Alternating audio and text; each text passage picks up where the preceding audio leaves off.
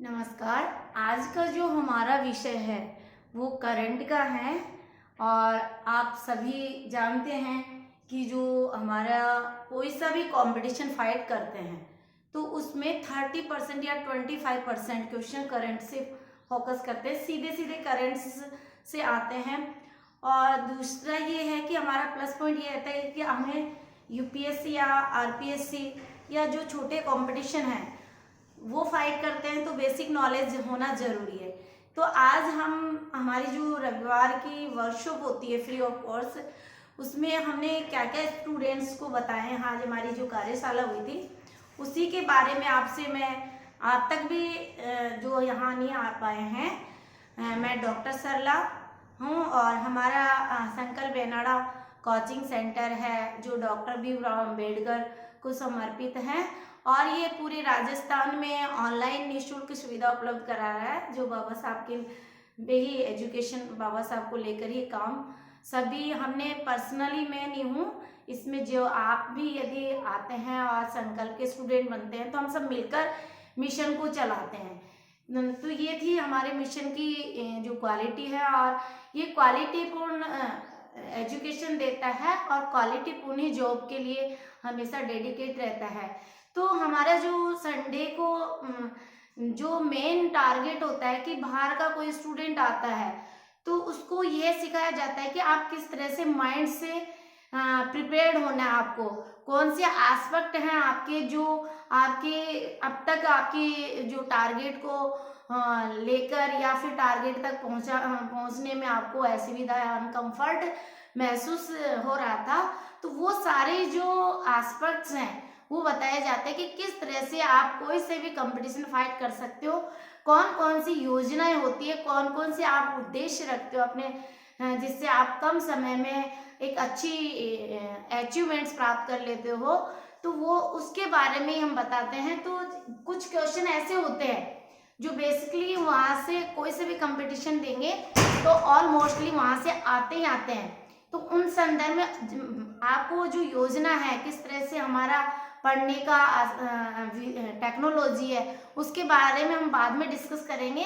कुछ क्वेश्चन मैंने करंट के लिए हैं जो आपके यहाँ से निश्चित रूप से कोई से भी राजस्थान के कोई सा भी कंपटीशन देंगे तो निश्चित रूप से यहाँ करंट को लेकर यहाँ आएगा। तो पहले इस पर डिस्कस कर लेते हैं, उसके बाद में हम आपसे चर्चा करेंगे कि किस तरह से न्यू स्टूडेंट तैयारी करता है तो उसके क्या बेनिफिट्स है, किस तरह से उसकी जो कमियां हैं की वजह से वो सिलेक्शन नहीं हो पा रहा है और क्या भूमिका रहती है।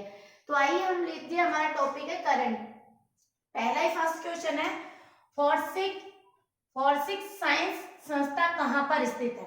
सीधा सीधा मैचिंग में, या तो इस तरह के क्वेश्चन मैचिंग में देंगे या सीधा पूछा जाता है कि फॉरेंसिक जो लैब है साइंस की है वो संस्था कहाँ पर स्थित है।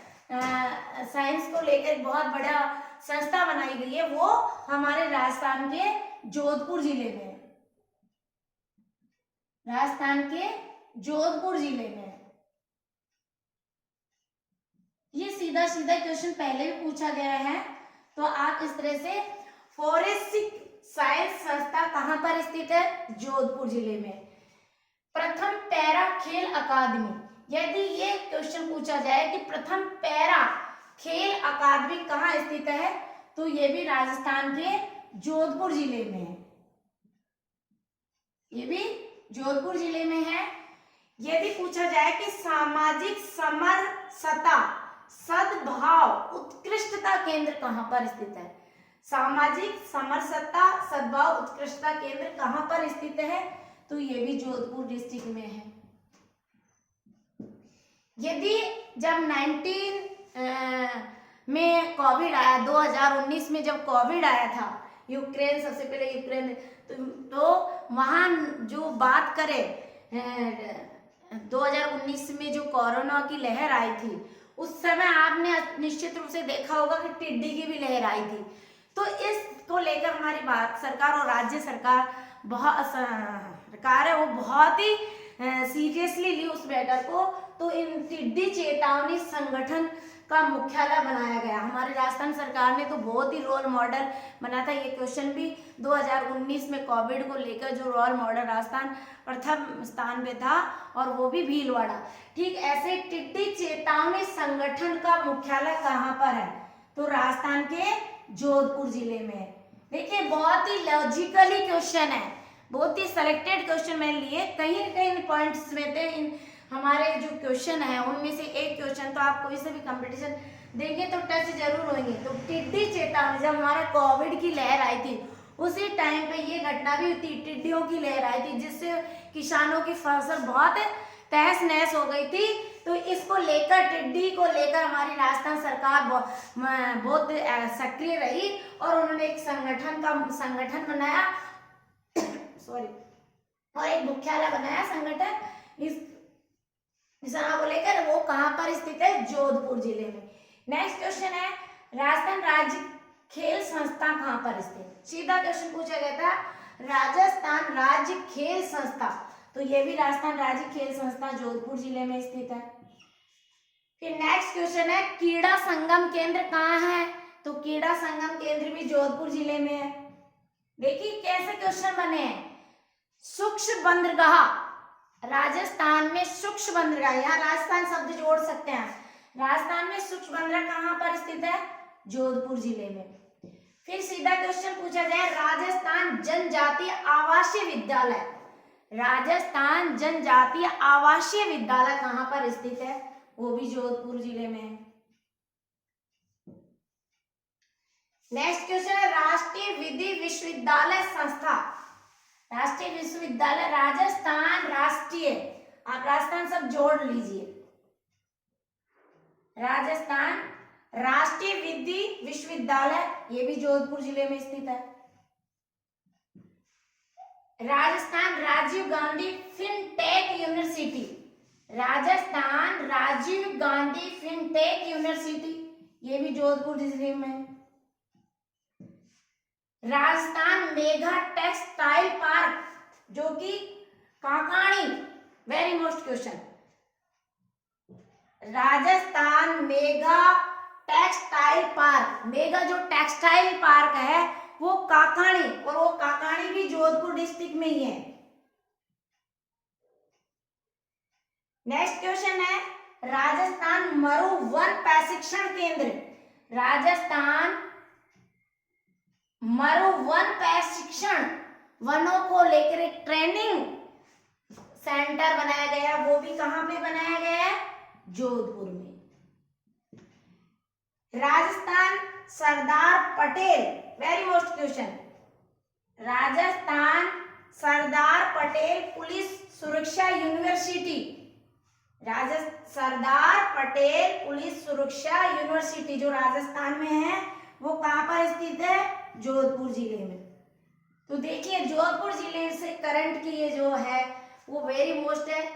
आ जाए फोरेंसिक साइंस संस्थान कहाँ है? जोधपुर जिले में। प्रथम पैरा खेल अकादमी जोधपुर जिले में, राजस्थान के जोधपुर जिले में। सामाजिक समरसता सद्भाव उत्कृष्टता केंद्र जोधपुर जिले में। टिड्डी चेतावनी संगठन का मुख्यालय जोधपुर में। राजस्थान राज्य खेल संस्थान जोधपुर।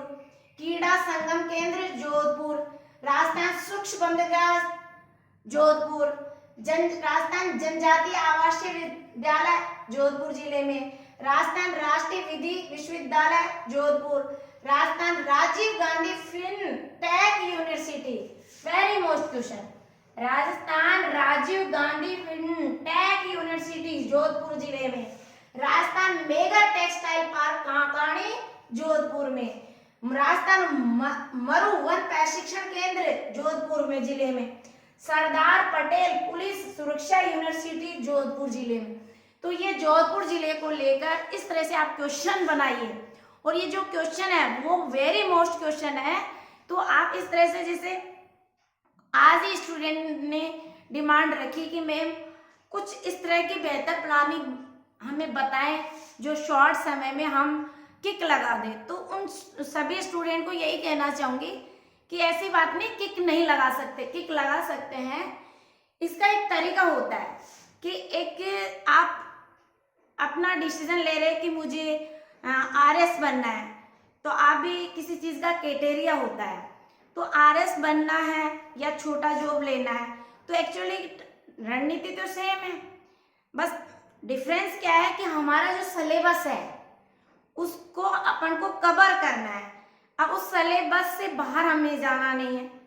अब मेन बात यह कि यदि आरपीएससी के कोई से भी कंपटीशन आप आरएस को लेकर टारगेट है, आप सर्विस में नहीं है, तो उन सभी स्टूडेंट के लिए तो बहुत ही अच्छा अवसर है कि आप आरएस की प्रिपरेशन करते हो। तो मैं 99% श्योर हूँ कि आप चाहे फर्स्ट ग्रेड दें, सेकंड ग्रेड दें और रीट दें या फिर राजस्थान कर्मचारी चयन आयोग के दें, तो इसमें 100% सिलेक्शन हो जाएगा। क्योंकि जो आरएस के प्री और मेंस का हमारा जो संकल्प का उद्देश्य होता है वो पीटी क्लियर नहीं करवाना उद्देश्य होता है। हमारी जो उद्देश्य होती है वो पूरी तीनों प्लानिंग पे चलती है।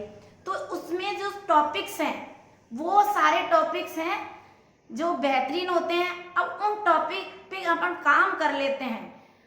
अब काम कैसे करें वो भी देखिए, राजस्थान का ज्योग्राफी पढ़ना है, राजस्थान की हिस्ट्री पढ़नी है, राजवंशों को पढ़ना है और राजस्थान की पॉलिटिकल पढ़नी है, पूरी पॉलिटिकल। और यदि आप इस तरह से भी नहीं पढ़ना चाहते हो तो हमारे पिछले वीडियो देखिए, एक वीडियो को बार बार देखिए। फिर आप दूसरा ये होता है कि हम क्या करते हैं, पढ़ भी लेते हैं, पूरे नोट्स भी बना लेते हैं, लेकिन पढ़ाई में रिवीजन मांगती है। हमारा कम से कम महीने में 4 रिवीजन मस्ट है, और 4 भी नहीं हो तो 3 तो रिवीजन मस्ट है। पहला, जिस दिन आप नोट्स बना रहे हैं उस दिन मॉर्निंग में लिख लिए, मॉर्निंग में उसका रिवीजन कर लिया। फिर संडे 6 दिन तैयारी कीजिए, 7वें दिन रिवीजन करिए।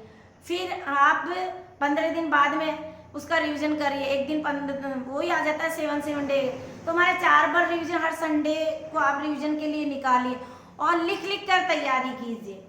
तो ये है। और बाद में जैसे आपके जैसे मान लीजिए आपने 6 घंटे तैयारी की है, ठीक है, कोई इशू नहीं है, या 4 घंटे भी पढ़ रहे हो, तो जैसे जैसे एग्जाम आए तो आप थोड़ा अपने आप को बंद कीजिए। बंद करने का मतलब ये नहीं है मैं कमरे में बंद कर लो। मेरा बंद करने का जो कहने का मतलब है कि आप 4 घंटे फिर 6 घंटे अपने पढ़ाई पे फोकस रखते हुए फिर आपने 8 घंटे को 10 घंटे कर दिए। और एग्जाम में तो आप 12-12 घंटे आराम से निकाल सकते हैं। 12 घंटे अपने पे दीजिए, 12 घंटे अपने स्टडी पे दीजिए। और डेली आप सुबह जल्दी उठिए, आप 1 घंटे अपने आप पे दीजिए। प्लीज़ 1 घंटा अपने आप पे देना है, इसलिए है जो मस्ट है क्योंकि हमारा जो क्लाइमेट है वो बहुत ही ग्लोबलाइजेशन बढ़ गया है। इस स्थिति में हमारा जो खान पान है, हमारी जो डाइवर्सिटीज़ है वो बिल्कुल ऐसी है। तो हम क्यों ना हम 1 घंटे अपने आप को प्रिपेयर करेंगे, ध्यान, मेडिटेशन, योगा करेंगे, तो आई थिंक जो आप 5 घंटे पढ़ाई करेंगे तो 6 घंटे पढ़ाई कर लेंगे और आपकी जो मेमोरीज है बहुत इम्प्रूवमेंट होगा। आपका जो सेल्फ कॉन्फिडेंस है वो अपनी स्टडी को लेकर और स्ट्रॉन्ग होगा। तो इस तरह से तैयारी करें, मुझे नहीं लगता कि आपका सिलेक्शन नहीं होगा। और फिर भी किसी तरह का कोई आपकी उलझन है तैयारी को लेकर, तो आप निश्चित रूप से आप पूछ सकते हैं। तो आपकी जो रणनीति और पेपर, प्लीज आप ऐसे कीजिए, पेपर होता है आपका, पेपर और एक मैगजीन की तो आप ग्राहक बनिए। पेपर में संपादकीय पृष्ठ, फ्रंट लाइन, खेल और जो संपादकीय पृष्ठ का 1/3 और 2 घंटे आप मैगजीन और पेपर पे दीजिए जो करंट के सब आते हैं। और मुझे लगता है कि आप एक दिन में 6 पेज तो आराम से पढ़ सकते हो। प्रतियोगिता दर्पण ले लीजिए या क्रोनोलॉजी ले लीजिए, क्रॉनिकल जिसे कहते हैं, या ये 2 मैगजीन मैंने भी सामने पढ़ी है, तो इनसे कहीं ना कहीं मुझे कोई प्रॉब्लम नहीं आई। तो मैं तो ये कहना चाहूँगी कि भाई पीडी को फोकस कीजिए और पेपर पढ़िए। 2-3 पेपर आप है ना जो नेट पे पेपर पढ़िए, पेपर से बहुत अच्छा होता है। मैं आज जीके की स्टेबिलिटी हूँ, जीके का जो तैयारी करवाती हूँ, तो मेरे स्टूडेंट कभी जीके में फेल नहीं होते। तो मैं भी वही जो काम करती हूँ वही मेरे स्टूडेंट को प्रिफर करती हूँ, वही बताती हूँ। तो आपको बहुत बहुत धन्यवाद, थैंक यू सो मच। और अगली में हम इस तरह से टॉपिक वाइज से ले रहे हैं, आपका पूरा सिलेबस ऑनलाइन जा रहा है। पर प्लीज़ आप डाउनलोड करें या सब्सक्राइब करें, लाइक करें, शेयर करें, जिससे आपके स्वयं तो लाभान्वित होंगे, बाकी और भी स्टूडेंट लाभान्वित होंगे तो मुझे बहुत खुशी होगी। Thank you so much.